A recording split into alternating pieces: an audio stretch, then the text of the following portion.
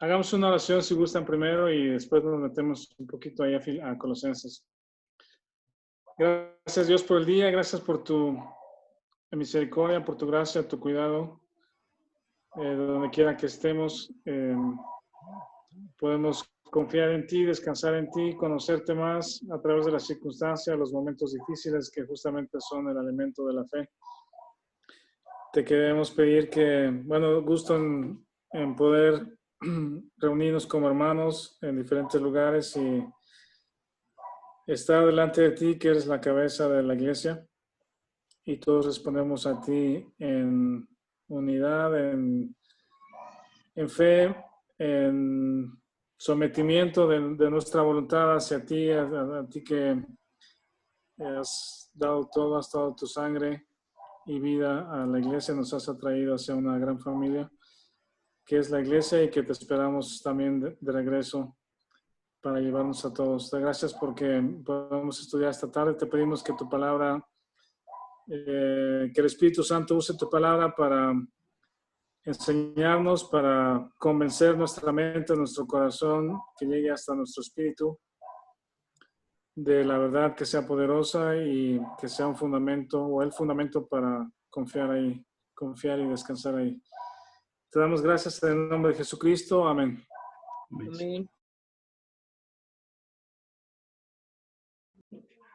Bueno, entonces, como saben, supongo que ya hablaron un poquito de la introducción del libro de Colosenses, que Pablo en su tercer viaje misionero fue apresado. Bueno, después del tercer viaje misionero, regresando a Jerusalén, ahora sí lo agarraron y lo llevaron a Roma, y desde ahí, desde la cárcel en Roma, es que escribe estas cartas, ¿verdad? Incluidas Colosenses,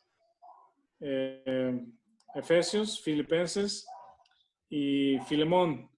Estas 4 cartas las escribe desde la cárcel. Y para empezar, ese contexto o ese pensamiento de que Pablo escribe estas cosas desde la cárcel es muy, muy grande, muy importante, porque no vemos ningún signo de depresión o de desánimo, o de tristeza, ¿verdad? Algún dejo ahí de tristeza de que su vida está, pues, siendo inútil o está ahí atascado en la cárcel. He escuchado noticias, por ejemplo, en este tiempo en que muchas personas en todo el mundo han estado o hemos estado mucho tiempo en las casas. Se vuelve difícil estar aquí tanto tiempo, pues ya uno quiere salir a hacer las cosas, y de repente hay personas que sufren mucho de ansiedad, violencia doméstica, depresiones, tiempos complicados por estar encerrados. Y digo encerrados en un lugar cómodo, porque tenemos el refri, tenemos agua caliente, tenemos una cama, tenemos familia, podemos parar, explicar, lo que sea. Entonces, Pablo está confinado en una cárcel en Roma, que al parecer también por ahí hay sitios, ¿cómo se llaman? Históricos en Roma, lugares donde se cree que estuvo Pablo confinado, y realmente es muy, muy deprimente, pues, lugares pequeñitos, húmedos, feos, sin agua corriente, es muy feo, pues, estar ahí.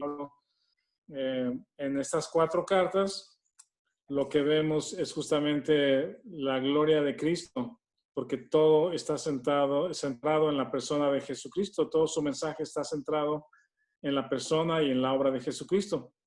Y entonces desde ahí escribe, y al parecer también estas 2 cartas de Colosenses y Filemón fueron enviadas al mismo tiempo o con el mismo mensajero, que al parecer también fue Onésimo.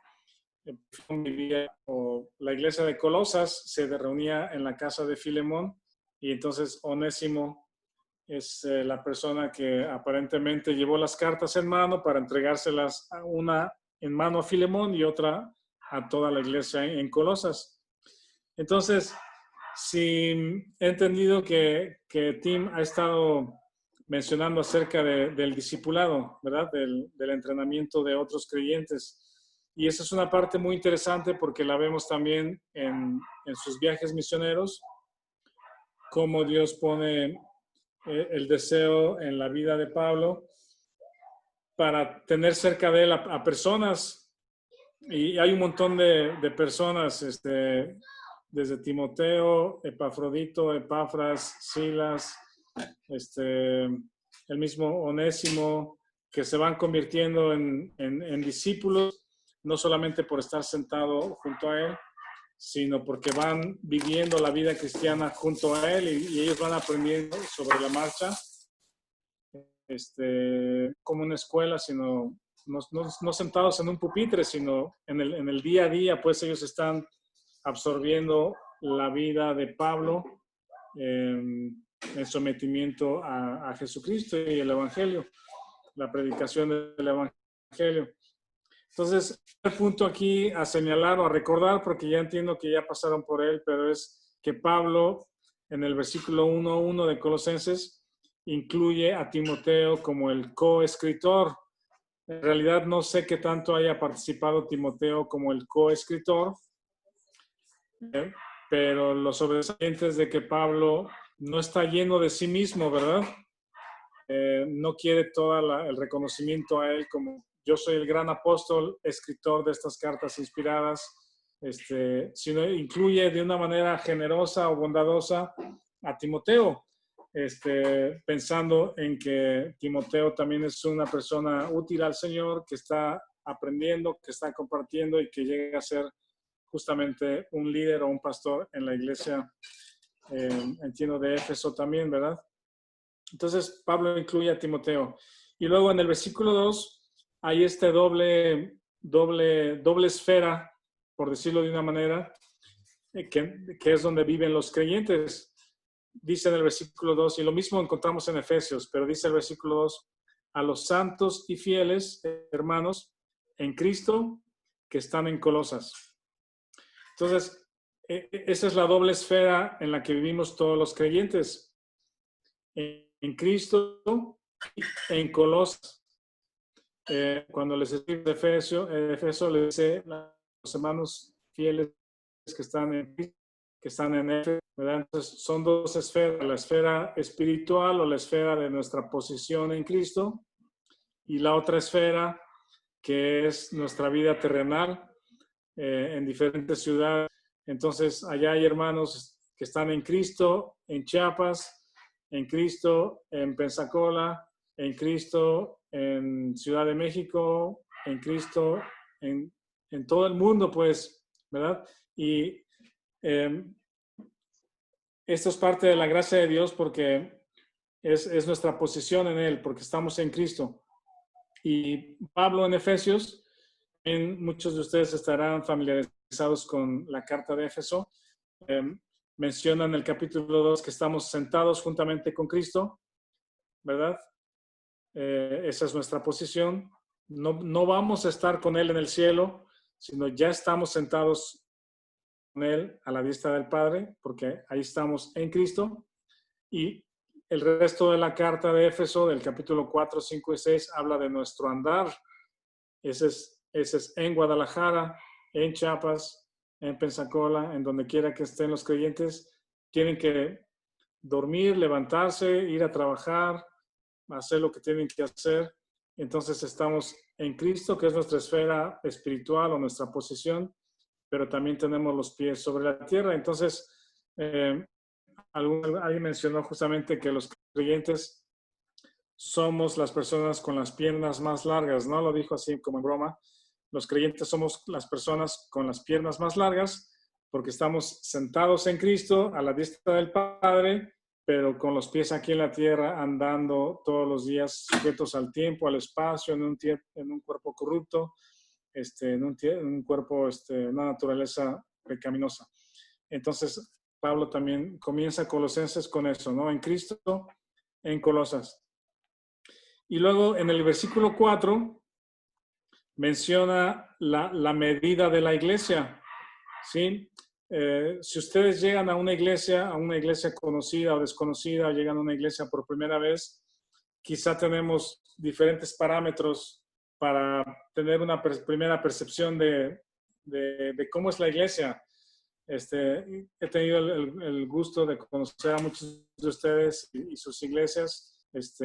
Unas iglesias son pequeñas, otras son grandes, unas tienen un edificio pequeño, otras grandes, unas tienen alfombra, otras tienen mucha música o música con muchos instrumentos, otros solo con una guitarra.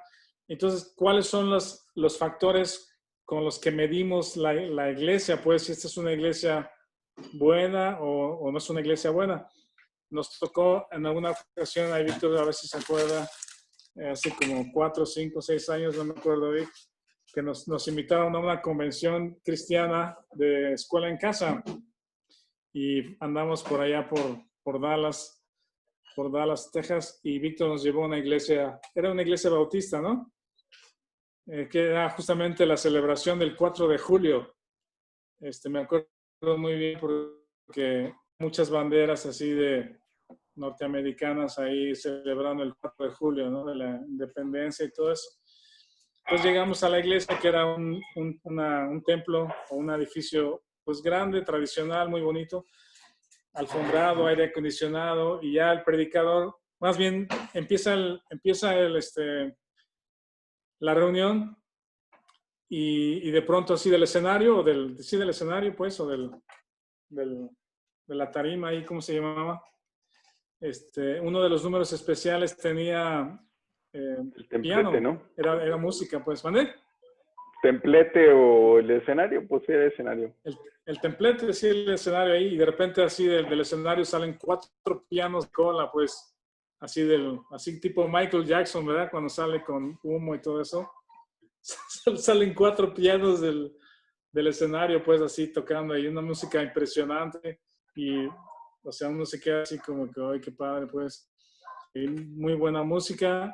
Y entonces invitaron ese día a un predicador, de hecho no era pastor, pero era como un líder, así, un militar cristiano, si no mal recuerdo, y hablaba así alrededor de los eventos del 4 de julio y todo eso. Pero resulta que no sacó la Biblia para nada, pues. O sea, no sé si unos dirán, qué padre, mira, no traje mi Biblia, qué padre, porque el pastor tampoco sacó su Biblia para nada.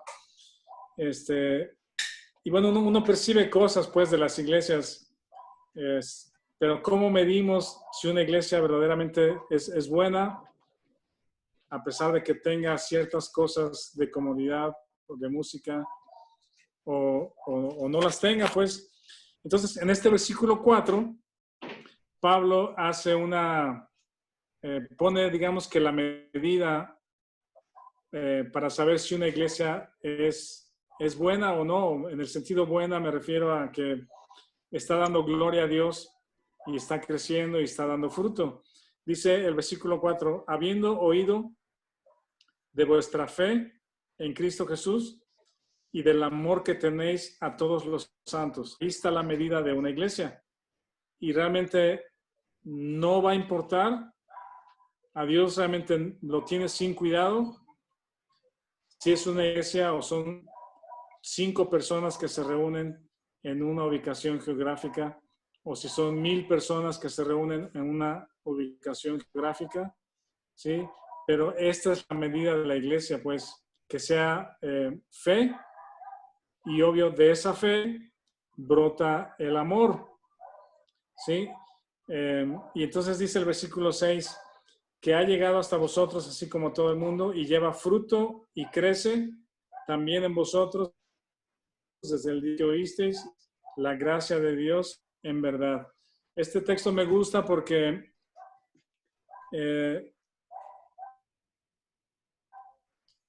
que el Evangelio, y hoy en la mañana a las 7:30 hay un grupo ahí de hermanos que nos vamos juntos también para el libro de Romanos, y estamos viendo que el tema del libro de Romanos es el Evangelio, o pudiera decir el Evangelio de Dios, son las buenas noticias de Dios, pero el Evangelio de Dios o las buenas noticias tiene que 2 partes. o quizás tres partes, pero son dos las principales. La primera es la parte que todos conocemos como la condenación y la justificación, que es Romanos del 1 al 5. El hombre alejado de Dios es pecador, la ira de Dios está sobre toda impiedad. ¿Hay forma de que este hombre sea salvo o sea justificado? Sí. ¿Cómo? ¿A través de sus obras? No, no puede. Tiene que haber un sustituto que es Jesucristo. Por la fe en Jesucristo puede ser justificado. Y me adelanto un poquito ahí a los que están estudiando Romanos, pero Romanos 5.1 dice, justificados pues por la fe, tenemos Dios. Entonces, esa parte del capítulo 1 al 5 es lo que todo mundo o todas las iglesias cristianas conocemos como evangelio, ¿verdad? Hay otros que predican la salvación por gracia, digo por obras quiero decir, pero los que creemos en la salvación por gracia y por fe en Jesucristo, eso es lo que conocemos como el evangelio. Primero, la ira de Dios sobre la piedad, y luego de la fe en Jesucristo es Romanos 5.1, justificados pues por la fe, tenemos paz con Dios. Entonces pasamos de ira a paz con Dios, y eso es gracias a la obra de Jesucristo. Si el tema del evangelio en Romanos fuera solamente el tema de la salvación, ahí tendría que terminar la carta de Romanos. Tendría que decir, y saludos a todos, muchas gracias, espero ir pronto a verlos. Dios. La carta de Romanos tendría que terminar en el capítulo 5. Pero resulta que inmediatamente de capítulo 5, donde el hombre es justificado por fe, viene el capítulo 6, 7 y 8, que hablan de la otra parte del evangelio. Y esa es la parte de las buenas noticias que muchos creyentes desconocen o desconocemos o no las enseñamos. Y es que así como Jesucristo murió por mí, Romanos del 1 al 5, yo morí con él, Romanos 6, morí a mi relación con Adán. Si alguien tiene algún comentario o pregunta, con mucho gusto puede levantar la mano o prender su micrófono para comentarlo. Entonces vean el versículo 1.5 de aquí de Colosenses. Dice, a causa de la esperanza que os está guardada en los cielos, de la cual ya habéis oído por la palabra verdadera del Evangelio. Y dice, que ha llegado a vosotros, el Evangelio llegó hasta los colosenses, pero no solamente la primera parte del Evangelio, Romanos del 1 al 5, sino dice, así como a todo el mundo, y lleva fruto y crece también en vosotros desde el día que oísteis la gracia de Dios en verdad, ¿verdad? La gracia de Dios no termina en la justificación. La fe del creyente o la fe de la persona no termina en la justificación. Si volteamos ahí en Colosenses 2.6, ¿alguien lo quiere leer, por favor? Colosenses 2.6. Ahí. Colosenses 2.6 dice, por tanto, como habéis recibido a Cristo Jesús el Señor, así andad en él. Ajá. De la misma manera, como recibimos al Señor Jesucristo, Romanos del 1 al 5, dice, de la misma manera, andad en él, continúa de la misma manera. Recibimos al Señor Jesucristo por gracia, por fe, por la obra de Jesucristo, y de la misma manera, esta segunda parte del Evangelio es la que nos hace ser fructíferos en nuestra vida cristiana. Y entonces Pablo dice, el día que oísteis y conocisteis la gracia de Dios en verdad. Les compartía la otra vez algunos que en algunas ocasiones, cuando visitamos alguna iglesia en algún lugar, aquí en Guadalajara, oíamos desde el púlpito al pastor, al predicador decir, la salvación es gratuita, es por gracia y es por fe, pero la vida cristiana te cuesta. Esa sí te cuesta. Y tenían un libro de discipulado que se llamaba, en el libro de discipulado que tenía esta iglesia, uno de los capítulos o uno de las lecciones se llamaba Las Demandas. Después de hablar acerca de la salvación, de fe en Jesucristo, eres salvo, la Biblia, tarara. El siguiente paso, después de que naces de nuevo, es las demandas. Y ese capítulo o esa lección tenía que ver con lo que tú tienes que hacer para Dios ahora, ¿verdad? Y claramente de ahí, y ahora tienes que guardar tu diezmo fielmente todos los domingos. Tienes que asistir a la iglesia cada vez que las puertas de la iglesia están abiertas. Tienes que leer tu Biblia tanto y tanto, y tienes que invitar a personas a que vengan a la iglesia para que escuchen el evangelio. Y tienes que servir en la iglesia, desde las clases de niños, ayudar a las sillas. Entonces, es como contrario al evangelio de gracia, pues, a esta segunda parte de la gracia, sino es poner una carga pesada de ley a los creyentes, a los nuevos creyentes. Y esta carga de ley no trae ningún fruto espiritual, ¿sí? La carga de ley a los creyentes no trae ningún fruto espiritual. Trae solamente gloria para uno mismo cuando logra hacer ciertas cosas, pero trae frustración, trae cansancio, trae esterilidad en la vida cristiana. Las iglesias se dividen y se pelean porque uno quiere hacer una cosa y el otro quiere hacer otra cosa. Y los líderes se pelean porque uno quiere pintar la pared blanca y el otro quiere pintar la pared beige o lo que sea. Las familias se separan porque uno quiere hacer una cosa y otra cosa. Entonces las iglesias se dividen porque estamos viviendo en la carne, estamos dominados por nosotros mismos, por el viejo hombre. Y entonces, regresando a Colosenses 1:6, dice, el evangelio da fruto y crece cuando conocisteis la gracia de Dios en verdad.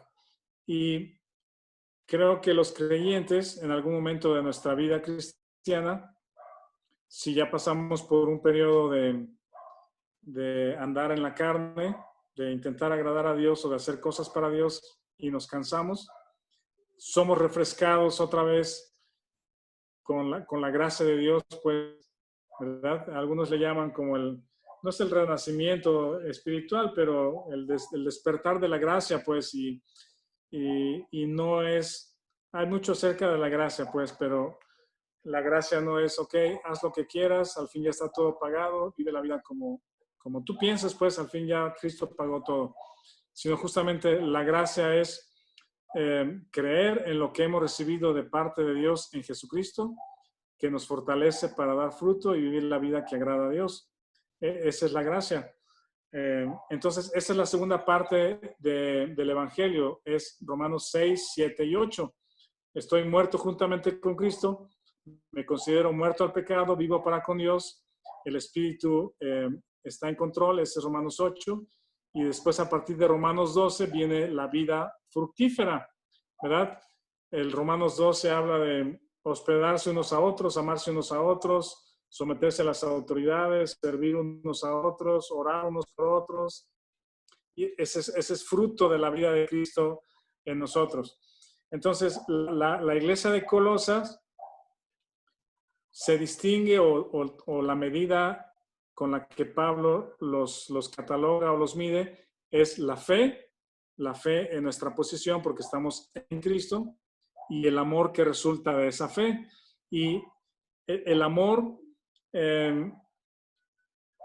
parece que al mismo tiempo que escribe Colosas, que le escribe a Filemón, parece que un gran ejemplo de amor es la vida de Filemón. ¿Alguien se acuerda un poquito que quiera comentar? Si se acuerdan qué sucede en el libro de Filemón. A ver tú, Luis, que te sabes toda la Biblia del derecho y al revés. Tú eres como la concordancia. Un segundo, espérame, que estoy aquí. No, ¿Te acuerdas? André. ¿Qué sucede en Filemón? Está muy cortito, ¿eh? Sí, cortísimo. Algo muy cortito. A ver, ya, sí, como estaba yo que fue aquí con mi niño, está viendo la tele. Y Está bien, perdón. Me cambié de oficina. Está bien. Sí. Parece que, ¿cómo se llama? Era Filimón y Onésimo, ¿verdad? Sí, Filimón se encontraba prácticamente preso.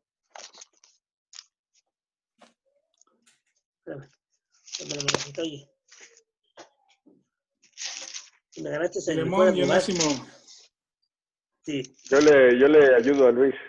A ver, Ayúdame, ayúdale, Luis. ayúdame. De lo que me acuerdo, Filemón participaba él juntamente y su familia también, participaban en la actividad de la iglesia de Colosas. Sí, Había tenido un siervo, un esclavo que se llamaba Onésimo, el cual de alguna forma llega a conocer a Pablo en Roma, en la cárcel, y ahí entiendo que conoce a Cristo, y Pablo lo envía justamente a su amo, pues a su antiguo amo del cual se había escapado, pues que era Filemón justamente, sí. y Pablo le dice, que te lleva esa carta, recíbelo no solamente como o sea, como lo que era antes, sino ahora ya es útil, o sea, el nombre Onésimo significa inútil, y le dice que ya no, Onésimo es útil, perdón. Ajá. Le dice que ya es útil para el evangelio, pues, y que lo reciba no solamente como hermano en la carne, sino también en Cristo, pues. Parece que, bueno, ya era un creyente, ¿no? Y él llevaba estas cartas a Onésimo. Pues básicamente eso. Sí, justamente Filemón 1:5 dice, porque oigo del amor y de la fe que tienes. Me ganaron el juego. Ya no está hablando a toda la iglesia en general, sino le está diciendo a Filemón, oigo del amor y de la fe que tienes hacia el Señor Jesús. Y luego en el versículo 1:7 de Filemón le dice, pues tenemos gran gozo y consolación en tu amor, porque por ti, oh hermano, han sido confortados los corazones de los santos. Entonces, realmente el amor del que está hablando aquí Pablo hace un impacto en las personas, pues no solamente es un sentimiento, no solamente son palabras que uno le dice a otra persona, sino realmente es morir a sí mismo a favor de otra persona, a tomar una acción a favor de otra persona a pesar de que uno esté siendo menos, pues. Entonces, lo que sucede en Corinto, cuando Pablo les escribe, justamente es un escenario diferente, ¿verdad? Porque están separados en grupitos, ¿cómo se llama? Hay inmoralidad, que ahí no tiene nada que ver el amor. Dice, cuando se reúnen a comer o a la cena, Señor, a celebrar la cena, no tienen ni siquiera tantito amor para esperarse, pues ellos ya tienen hambre, los que llegan primero, y no esperan a los demás, sino ya quieren comer porque si no como me pongo de mal humor, y dice, no se esperan a comer, sino ya quieren comer, pues, porque están todos centrados en sí mismos, y es problemas muy graves ahí en la iglesia de Corinto, ¿no? Y cuando Pablo llega entonces al capítulo 13, que es muy conocido el capítulo 13 de Corintios, porque habla acerca del amor, pero no es un capítulo en ese sentido bonito. Bueno, sí es bonito, Corintios es padre, 1 Corintios 13, pero Pablo no se los está diciendo a manera de elogio, ¿verdad? Como les está diciendo aquí, hemos oído de la fe y del amor, y el amor de Filemón ha consolado a muchos, ¿verdad? Y entonces cuando Pablo le escribe a los Corintios acerca del amor, no lo está diciendo como un elogio, sino les está diciendo, lo que les voy a decir es porque ustedes no lo conocen, no tienen ni idea de lo que es el amor en Cristo, no tienen ni idea del amor cristiano, de unos por otros. Están ustedes llenos de sí mismos, pensando en sí mismos, divididos, peleados. Y entonces les voy a enseñar con manzanas, así como le enseñamos a los niños, ¿verdad? ¿Cómo es el amor? Y se los empieza a describir porque ellos no saben lo que es el amor. Dice, el amor no busca lo suyo, no es jactancioso, no tiene envidia. Ya me imagino a los corintios, no sabían que eso es el amor. Cuando Pablo les escribe a los corintios en el primer capítulo, les dice, estoy temblando, no quiero enseñarles, no les va a dar buenos consejos o sabiduría humana, sino les dice, les vengo a predicar a Jesucristo y a este crucificado. Porque en la medida de que el creyente nos vemos crucificados juntamente con Cristo, el viejo hombre está inactivo, por decir, no nos domina, sino la vida de Cristo está en nosotros y entonces podemos manifestar el amor. Entonces, esto sucede, el evangelio crece en los corintios, da fruto, porque ellos han conocido la gracia de Dios en verdad. ¿Sí? La gracia de Dios es creer en lo que hemos recibido, lo que tenemos y lo que somos por su obra. Y luego, ¿alguien quiere leer ahí en Colosenses del versículo 10 y 11, por favor?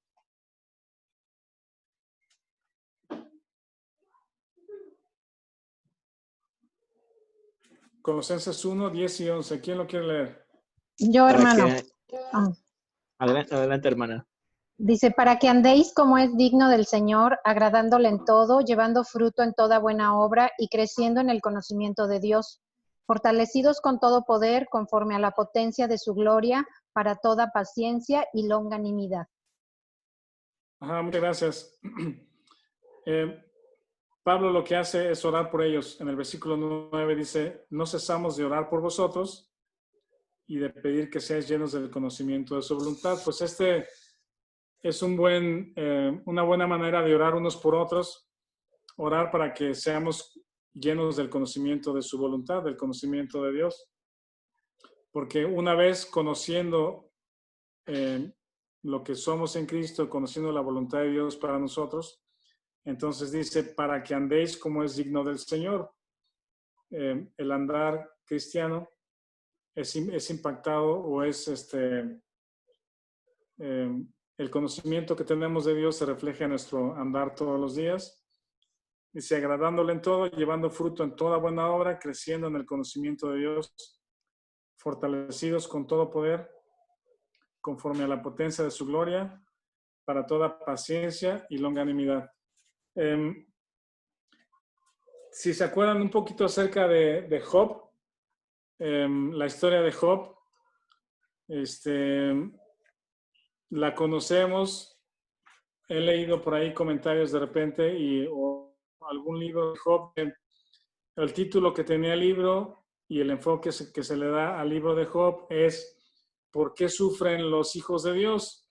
¿O por qué sufren los justos? ¿Verdad? Pero creo que ese no es el objetivo del libro, ese no es el sentido del libro, pero más bien el sentido del libro es que Job es una persona que es justo y recto, ¿verdad? Apartado del mal. Dios lo ve como justo y recto, apartado del mal. ¿Sí? Bueno, déjeme ir otra vez, un poquito, me regreso tantito. La historia de Job podemos dividirla a lo mejor en tres partes. La primera, el contexto, el inicio, el escenario inicial, ¿verdad? Que Job es justo, apartado del mal, y viene Satanás, habla con Dios, no has visto a mi siervo Job, le dice Dios. Dice, pues cómo no, si lo tienes todo bien y tiene todo, tiene sus hijos, está feliz. Dice, pero nada más tócalo y vas a ver cómo maldice. Entonces Dios le permite, regresa, hace lo mismo y ahora sí acaba con todo, hasta con su salud, excepto su vida, la mantiene por instrucción de Dios. Entonces ahí vemos algunas cosas como que Dios es soberano, Satanás no puede hacer nada si Dios no le permite. Eso es algo de doctrina también y de teología, pero si quitamos ese capítulo 1 y 2 y quitamos el capítulo final, que es que Job ora por sus amigos y Dios le regresa todo lo que tiene, incluso más veces, y tiene más hijos y más hijas. si quitamos esos 3 capítulos del principio y del final, ¿con qué nos quedamos de la historia? Pues también pudimos habernos ahorrado 35 capítulos si la historia nada más fuera los justos sufren porque Dios estaba probando la paciencia de Job, y Job aguantó y Dios le bendijo más de lo que le bendecía al principio, ¿no? Y realmente no es así. Los diálogos, creo que el cuerpo principal o el mensaje principal del libro de Job está en esos capítulos, 30 y tantos capítulos, 37, 38, donde están los diálogos con sus amigos, ¿verdad? Y para que a lo mejor luego podríamos estudiar en alguna ocasión a detalle los textos de Job, pero el punto del libro de Job es un hombre que se cree justo en sí mismo. Job es un hombre que se cree justo en sí mismo, ¿sí? Y la gente lo tiene en un elevado lugar, tiene muy buena opinión de él, sí, pero Job piensa o Job asume que es porque su conducta es buena, porque él no mira a las mujeres mal, porque él ayuda a los pobres, porque él bendice a todos, porque él ayuda a su comunidad, y se le está olvidando la razón por la cual Dios lo considera justo. ¿Cómo dice el texto? Se me está pasando. Dice que es perfecto, recto, temeroso de Dios y apartado del mal. Así es como Dios lo considera. Sí, porque no solamente el escritor de la carta o del libro, quiero decir, se refiere a Job, de Job así, sino también cuando Satanás viene ante Dios, Dios le dice exactamente lo mismo acerca de Job. Le dice, ¿no has considerado a Job que es perfecto, recto, temeroso de Dios y apartado del mal? ¿Verdad? Dios no está mintiendo, le está diciendo ese concepto que tiene de Job o esa condición que tiene Job. Pero Job se está olvidando que esa opinión que Dios o esa posición que tiene delante de Dios es gracias a la obra del Cordero, no es gracias a sus obras justas. Y Job se está olvidando de eso. Y entonces cuando Dios lo pone en una olla de presión, perdiendo a su familia, sus bienes, sus cosas, su negocio y su salud, y por alguna razón le deja a su esposa, eso lo dejo a consideración. No sé si era parte del plan, pues Satanás sabía. Entonces le quita todo menos a su esposa. Y la esposa le dice, deberías de morirte, maldice a Dios y ya termina con todo, pues. Pero Dios pone a Job en una olla de presión y en los diálogos de Job que ustedes ven ahí con sus amigos, empieza a surgir esta criatura egoísta, ¿sí? Job habla muy bien de Dios, habla muy bien de todos, se defiende, pero eventualmente cuando sube la presión y sus amigos le están diciendo, es que tú pecaste y tus hijos pecaron contra Dios y por eso Dios los castigó así, le están picando el ego, le están picando el yo. Y miren, si quieren vamos a ver un versículo nada más para tener una muestra del vocabulario de Job.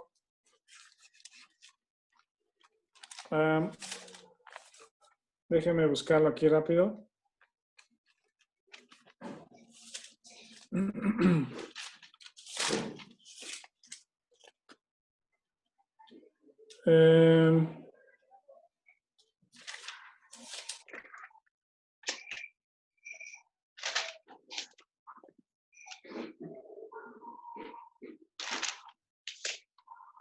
Hay varios, pero hay uno que es el más sobresaliente.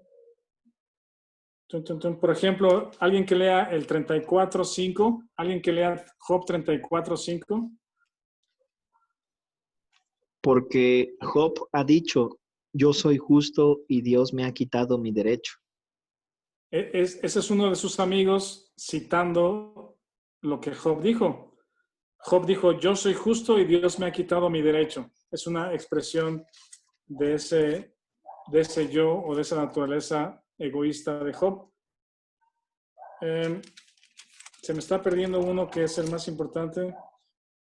el 10, 23, 10, ¿alguien lo lee?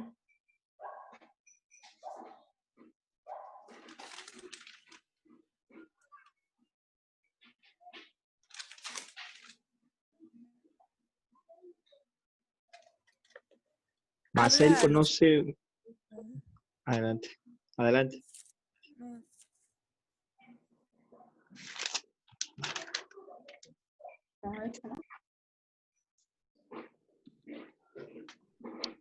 23:10, ¿verdad, pastor? Sí. Mas él conoce mi camino, me probará y saldré como oro. ¿Qué piensan de ese versículo? ¿Está más o menos bien o está interesante, pues, la declaración? Pero el sentido de lo que está diciendo es, soy justo y seré probado y saldré como oro, pues. Pero él está pensando en su propia justicia. Y luego alguien lea el versículo 13. El 11 dice, mis pies han seguido sus pisadas, guardé su camino y no me aparté. Del mandamiento de sus labios nunca me separé, guardé las palabras de su boca más que mi comida. El 13 dice, pero si él determina una cosa, ¿quién lo hará cambiar?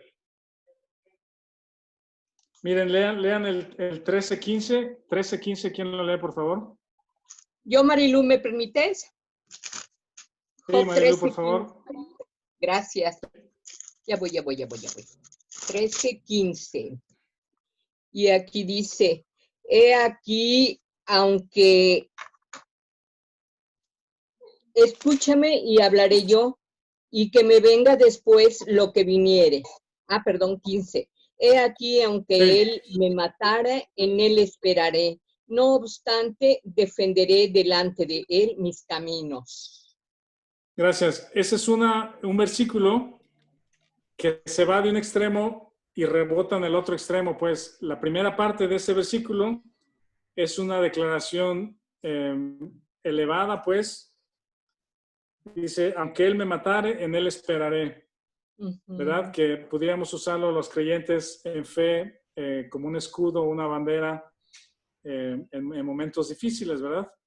Al estilo de los 3 amigos de Daniel en el foso de los leones, ¿verdad? Diciendo, aunque muramos aquí quemados en el foso, pero no nos vamos a hincar ante la estatua del faraón o del rey, quiero decir, ¿verdad? De Babilonia. De ese nivel, digamos, en el horno. De fe en el horno, sí. De fuego. ¿Qué dije? En el horno de fuego, sí. De ese nivel es esta declaración. Aunque él me matare, en él esperaré. Pero luego rebota hasta el otro lado como una expresión de su carne y de su egoísmo, diciendo, no obstante, defenderé de él mis caminos.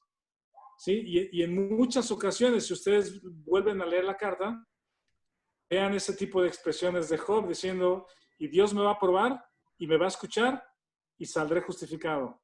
¿Sí? Y que Dios me escuche, porque si Él me diera una audiencia en su trono, yo sé que Él me justificaría. Y ese tipo de declaraciones, conforme los amigos de Job o conforme Dios va presionando a Job, Job explota, ¿verdad? Y finalmente descarga todo su ego y toda su justificación propia. Ese es el sentido de este libro de Job.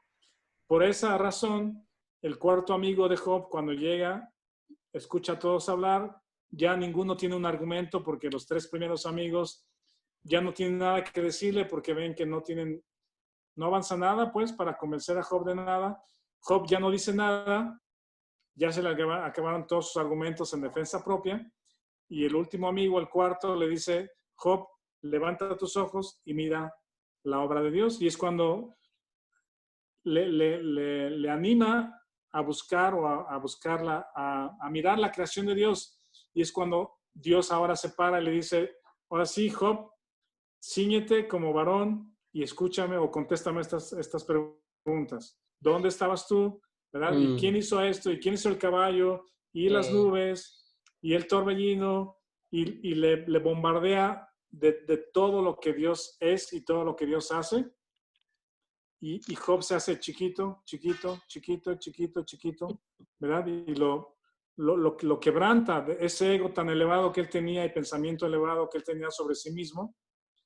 Dios lo apachurra y lo hace nada.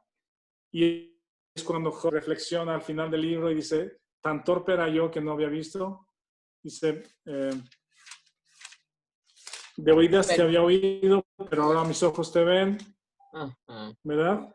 Dice, yo hablaba lo que no entendía, cosas demasiadas maravillosas para mí que yo no entendía. Te preguntaré y tú me enseñarás. Por tanto, me aborrezco. ¿A qué le suena por tanto me aborrezco?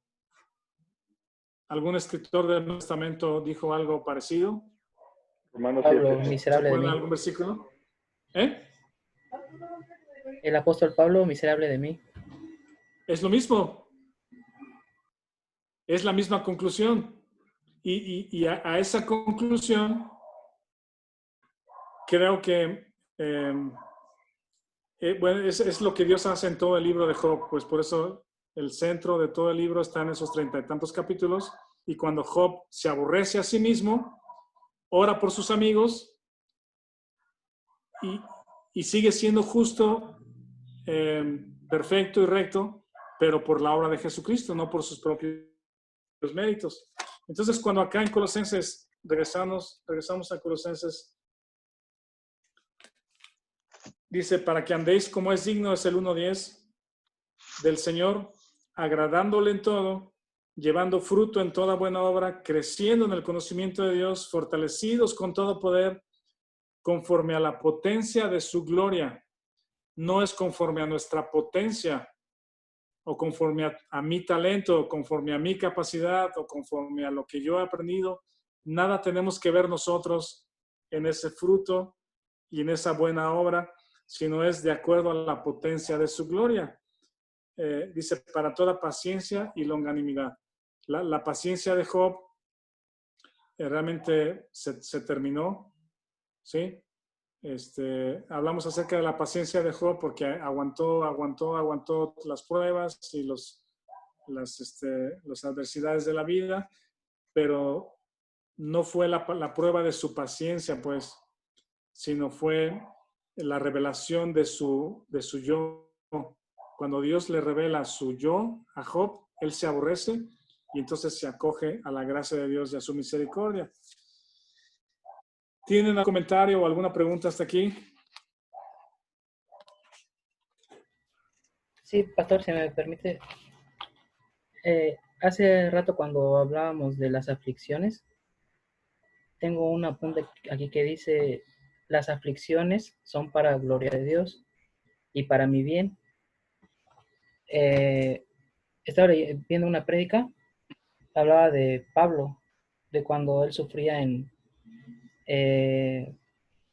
cuando él quería hablar de las revelaciones que tuvo en el tercer cielo y Dios permitió que le llegara un Emisario de Satanás. un emisario de Satanás. Gracias, hermano. Y él llegó a esa conclusión de que las aflicciones son para la gloria de Dios porque al final Dios le dijo, bástate de mi gracia. Sí. Hablando de la gracia de Dios y hablando de, como Job, que la conclusión que llegamos los creyentes a bastarnos de su glorioso poder. El poder de Sí, Dios. exactamente. Sí, exactamente. Y de eso se trata el libro de Colosenses, pues, de ver nuestra debilidad y al mismo tiempo ver nuestra riqueza en Cristo.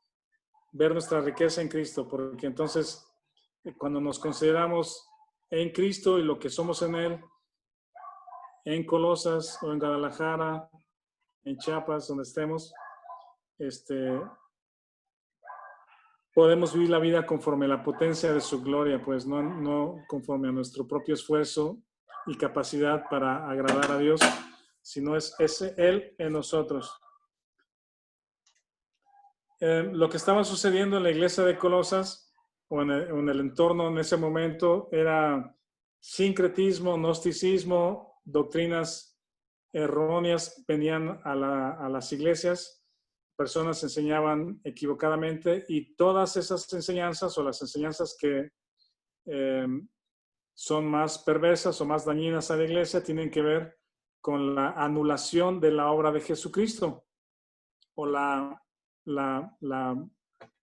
anulación o la reducción, ¿verdad? O la desestimación o menosprecio de la obra de Jesucristo. Y lo que Pablo constantemente hace, incluso el libro de Hebreos que estamos estudiando también los domingos acá, es exaltar y levantar, magnificar la obra de Jesucristo, ¿sí? Y aquí se le presenta en los capítulos, en los versículos siguientes, como Jesucristo es el que sustenta la creación de Dios, es el creador. Para Él, por Él fueron creadas todas las cosas, y Él sustenta la creación. Yo creo que alguien quiere leer, por ejemplo, el versículo 15, 16 y 17 y 18, y hacemos un par de comentarios, y si gustan, ahí podemos detenernos por hoy. Colosenses. ¿Te la leo, Rafa? Sí, Colosenses 1, del 15 al 18. Amén. Él es la imagen del Dios invisible, el primogénito de toda creación, porque en Él fueron creadas todas las cosas, las que hay en los cielos y las que hay en la tierra, visibles e invisibles, sean tronos, sean dominios, sean principados, sean potestades, todo fue creado por medio de Él y para Él. Y Él es ante todas las cosas, y todas las cosas en Él subsisten, y Él es la cabeza del cuerpo, que es la iglesia, el que es el principio, el primogénito de entre los muertos, para que en todo tenga la preeminencia. Amén. Muchas gracias. Ven cómo son como superlativos, pues, o palabras que elevan a Jesucristo. Bueno, no lo elevan en el sentido de que sea poco y se le dice de más, sino está diciendo justamente lo que Él es, pues, que Él es la imagen de Dios, justamente que perdió a Adán, y ahora somos moldeados a la imagen de Jesucristo. Él es la imagen de Dios invisible, es el primogénito de toda creación. No es que Él haya sido el primer ser creado, como alguna secta por ahí enseña, sino Él es el que genera la creación, Él es el generador de la creación. Dice, en Él fueron creadas todas las cosas, Él es el verbo, los cielos, la tierra, invisibles, visibles, tronos, dominios, todo fue creado por medio de Él y para Él. Entonces, cuando vemos a Jesucristo como crucificado, ¿verdad? Esa es la culminación de la obra maestra de Dios en Jesucristo, que es muerto, pero continúa la resurrección, y está vivo, y está sentado a la diestra del Padre, y nosotros con Él. Entonces, cuando nos quedamos, o cuando alguien se queda pensando que Jesucristo es ese hombre ahí clavado, todo triste, deprimido, llorando, ¿cómo se dice? Que no puede consigo mismo, pues que alguien le ayude, pues, ¿verdad? Ahí clavado en la cruz. Ese Cristo no es el Cristo de las Escrituras, pues. Pasó un momento así, sí, pero resucitó en gloria, y Dios le exaltó hasta lo sumo. Así es como hemos de ver a Jesucristo. Ese es el Jesucristo que conocemos, y por eso Pablo, aunque sí habla del Jesucristo crucificado, pero lo que hemos de ver de Jesucristo es que Él sustenta la creación, está vivo, está a la diestra del Padre. El versículo 17 me gusta porque dice, Él es antes de todas las cosas, y todas las cosas en Él subsisten. ¿Saben cuál es un argumento en contra de la evolución? Hay muchos programas de estos de Discovery Channel y otros así de History Channel y todos esos, que tienen una gran producción, ¿verdad? De cámaras, efectos, diseños, o sea, muchas cosas bien padres, pero siempre lo atribuyen a la evolución. Entonces, hay un programa que habla acerca de la Tierra, y el que es el que, ¿cómo se dice? Es el que hospeda o el que lleva la conducción del programa. Es este actor conocido que se llama Will Smith, ¿verdad? Que es muy carismático, es aceptado por todo el mundo, tiene películas muy famosas. Parece buena persona, pues, ¿verdad? Y él es el que habla en ese programa, pues, en ese documental.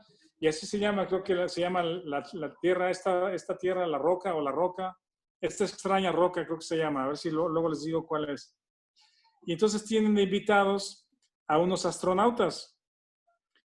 Y los astronautas obviamente también son personas renombradas, elevadas en conocimiento, en educación, en experiencia. Pero todo el mensaje de todo esto, y está una producción muy padre, dice que la Tierra y la vida se formó por casualidad.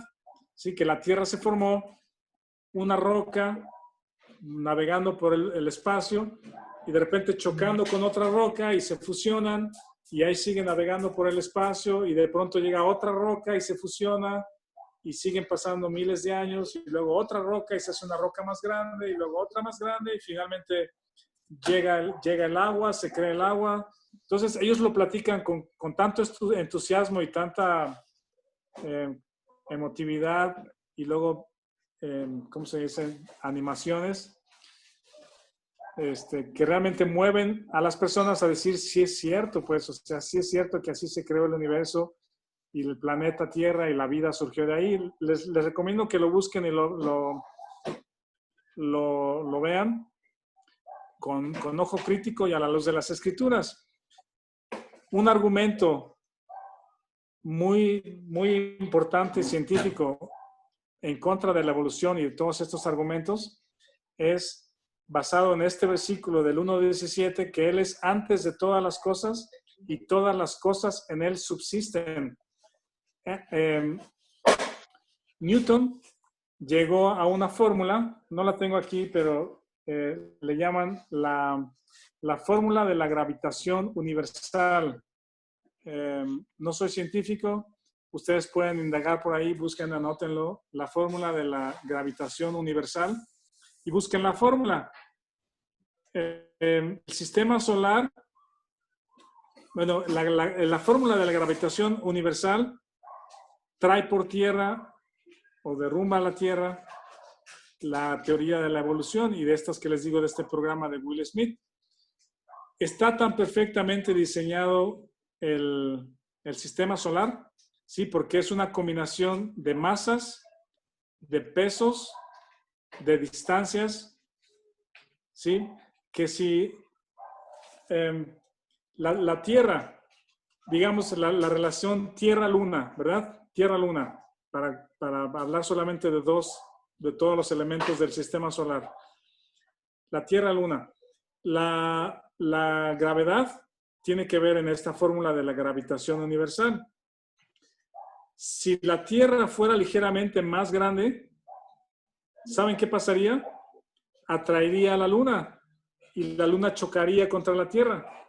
Sí, porque trae un desbalance en el balance actual de peso, masa y distancia. Entonces están calculados de tal manera el peso, la masa y la distancia entre la Tierra y la Luna que tienen años y años y años y años dando vuelta la Luna alrededor de la Tierra sin acercarse, sin alejarse y en un balance perfecto. Ahora agreguen otro elemento, el Sol, y agreguen otro elemento, los otros planetas y las otras lunas de los otros planetas. Todo funciona perfectamente y es un diseño, y esta fórmula de Newton de la gravitación universal hecha por tierra la evolución o las teorías de la evolución y de la creación de la Tierra en ese sentido. Ustedes han visto, por ejemplo, hay unas pruebas ahí que se hacen con... de hecho, es muy fácil. Si a ustedes se les ha ponchado alguna llanta en alguna ocasión, o le han dado un golpe en un bache o en una banqueta al rin de su coche, ¿verdad? Se golpea, se poncha, lo llevamos con el vulcanizador ¿Y saben qué hace el vulcanizador? ¿Han visto que le ponen plomos? ¿Verdad? Le martilla el rin y lo trata de enderezar como mejor puede, ¿verdad? Dependiendo de dónde lo lleves. Pero le pone plomos. ¿Saben para qué son esos plomos, verdad? Porque el rin lo mantiene en una base girando. ¿Sí? Esos plomos le dan balance y de ahí la palabra balanceo. Llevas tus llantas a balancear. ¿Sí? Si no tuviera esos plomos o el balance de la llanta estuviera desbalanceado o errado, cada vez que te subes a tu coche estarías yendo así, pues, porque la llanta está desbalanceada. Entonces, lo que mejor tratan de hacer es balancearlo con los plomos para que tengas un andar suavecito. Ese mismo ejemplo podemos hacerlo más grande a un motor de un avión. Las pruebas de los motores de los aviones son similares, tienen que estar perfectamente balanceados. Primero, para que no causen movimiento en el avión y eventualmente no vayan a tronar. Entonces, algunos motores que están desbalanceados en los aviones, en las pruebas truenan y causan ahí un destrozo en las pruebas del balanceo de los motores. Imagínense al sistema solar desbalanceado. Sí, que la luna fuera ligeramente más pequeña o la Tierra ligeramente más grande o el Sol un poco más grande o un poco más cerca, no duraría el sistema solar días, ¿verdad? Porque están en un perfecto balance y a eso se refiere el versículo 17. Y si gustan, aquí terminamos. Dice, Él es antes de todas las cosas y todas las cosas en Él subsisten. Jesucristo y su diseño perfecto, su diseño de la creación del ser humano y todo el universo, está balanceado de tal manera que Él lo mantiene, Él subsiste gracias a Él, a su obra perfecta, al diseño que Él ha hecho del lugar para vivir. Si no tienen algún comentario, alguna pregunta, yo creo que aquí podemos detenernos y continuar la próxima semana. ¿Qué piensan? ¿Algún comentario? Pastor, ¿puedo comentar algo? Sí, por favor. Del versículo de Colosenses del 15 al 23, habla muy fuertemente acerca de la prueba de que Jesucristo es Dios, ¿no?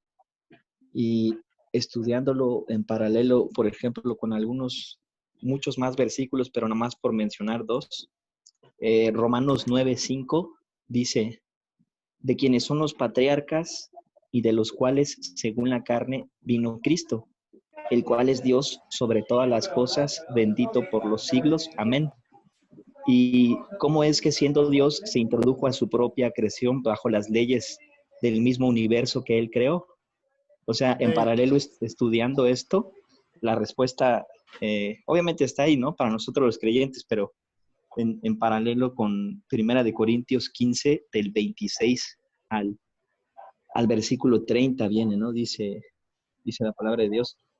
Desde el 25, de hecho, porque es menester que Él reine hasta que haya puesto a todos sus enemigos debajo de sus pies.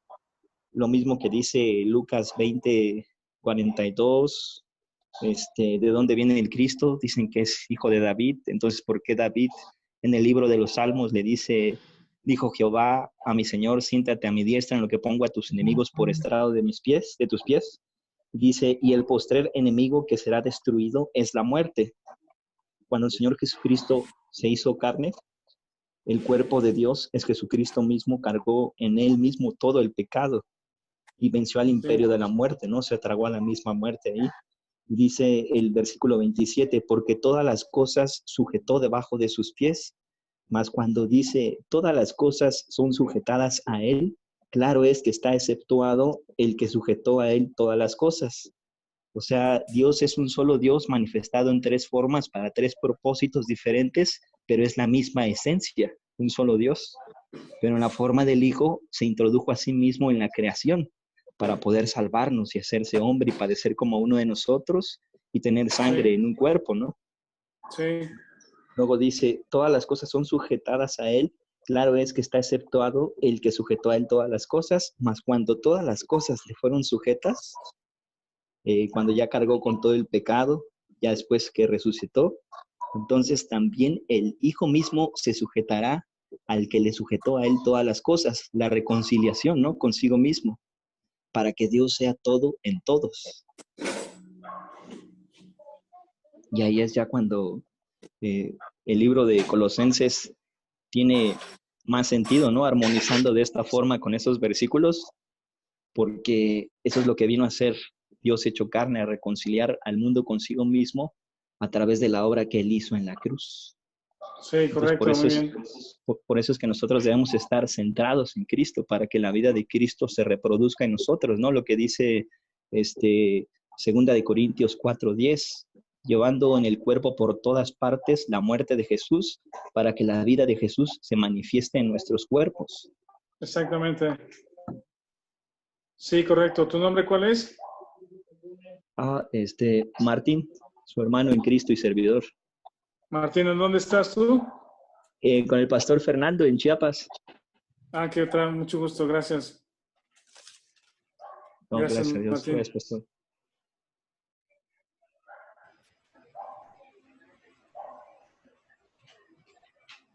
Bueno, si gustan, ahí dejamos entonces, si tienes algún comentario, Joshua.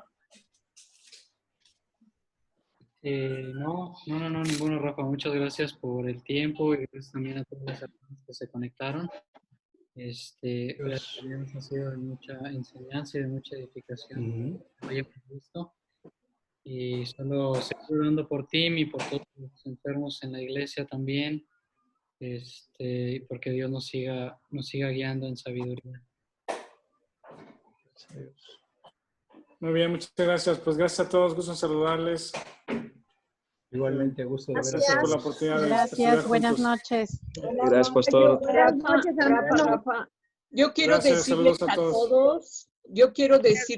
todos, que muchas gracias a Dios por su iglesia, por los estudios que pueden compartir con nosotros, aun cuando sea a través de este medio, porque estamos unidos en el amor de Dios. Somos de diferentes lugares. Yo también estoy en la Bíblica Vida Nueva con el pastor Fernando, pero gracias a Dios, Rafa, porque el Señor a través de su palabra nos une y al final de cuentas, pues somos la iglesia internacional o nacional de Dios. Digo internacional porque Tim viene y también nos da estudios. Y bendita sea la palabra de Él, porque a través de esto, a través de su palabra, pues el Señor se manifiesta en nuestra vida y Él es la cabeza en todo. Él es la cabeza de la iglesia y Él, pues como lo vemos en la Escritura, Él no murió, Él sigue vivo y vive en nuestro corazón, mora en nuestro corazón y su obra no quedó en la cruz, la obra sigue y sigue caminando. Y pues nosotros lo seguimos estudiando, lo seguimos conociendo a través de su palabra y pues la iglesia está trabajando para Él. Seguimos aprendiendo porque este aprendizaje no se terminará hasta la venida de Él, cuando Él venga por su iglesia y dice que en un abrir y cerrar de ojos todos seremos transformados. Y bendito sea Dios que estamos estudiando Colosenses, porque efectivamente Él nos está demostrando su deidad y que ante Él fueron todas las cosas sujetas. No hay nada que no haya quedado sujeto. Y dice que aún al malo, a Satanás, también Él lo enviará a su lugar. Muchas gracias, Rafa, por tu tiempo. Y pues me da gusto saludarlos a todos nuevamente en el amor de Cristo, en el amor, la iglesia, pues somos el cuerpo de nuestro Señor Jesús, porque Él dio su vida en rescate por cada uno de nosotros. Muchas gracias, Rafa, y que Dios nos siga bendiciendo. Un comentario ahí a raíz de lo que menciona Marilu, es que si Jesucristo, que es creador de todas las cosas y sostiene la creación, dice el versículo 18, y Él es la cabeza del cuerpo, que Amén. Es la iglesia. Entonces, imagínense, la iglesia no está en manos de nosotros, pues. No. O sea, no está en manos de los líderes o no está en manos de nosotros para arreglarla, cuidarla, cambiarla o unirla, pues, sino gracias a Dios porque si Él es el creador y mantiene la creación, gracias a Dios porque Él cuida a su iglesia también donde quiera que están los creyentes, ¿verdad? Pase lo que Amén. pase. Bueno, muchas gracias a todos. Pastor, Gracias, gusto pastor, saludarles. pastor, Igualmente, buenas perdón, noches pastor. todos. Le hicieron una pregunta, pastor, abajo. Ah, no, Dice de una frase que me pareció importante la pregunta. A ver si nos pudiera ayudar, porfa. Dice, si alguien recuerda, a la medida que el creyente se considere crucificado con Cristo, dice, no alcanzó a terminar la frase. Usted comentó algo hace rato sobre eso. En esa medida de nuestra consideración de estar crucificados con Cristo, es que se refleja la vida de Cristo en nosotros, que crecemos en gracia y en, Gracias, y en fruto. pastor. Sí. Gracias. Sí. Ok, ¿me permites orar, Rafa, para terminar la reunión? Sí, Fe, por supuesto, gracias. Ok, vamos a orar y agradecer a Dios por este tiempo, ¿no? Y Gracias, Fe. que haya más de esto. Muy bien. Bendito Dios, te damos infinitas gracias. Gracias, Señor, por que tú pones el querer como el hacer por tu buena voluntad en el corazón de cada uno de tus hijos. Si no hubiera sido por esta pandemia, Señor, en realidad no estaríamos juntos como ahora lo hacemos. La iglesia de Guadalajara, algunos de Monterrey, Pachuca, aquí en Chiapas, Señor. Eres maravilloso, en verdad. Eres maravilloso. Tu palabra, Señor, tu enseñanza nos fortalece, nos lleva adelante, Señor, nos lleva a conocerte cada día más, a depender de ti. Y, Señor, solamente reconocemos que para ti es la gloria, Señor. Reconocemos que tuya es la majestad, tuyo es el imperio. Y nos quedamos en tus manos, Señor, para que tú nos sigas transformando y cambiando a la imagen de tu amado Hijo Jesucristo. En nombre de Cristo Jesús. Amén. Amén. Muchas gracias, Fe. Amén.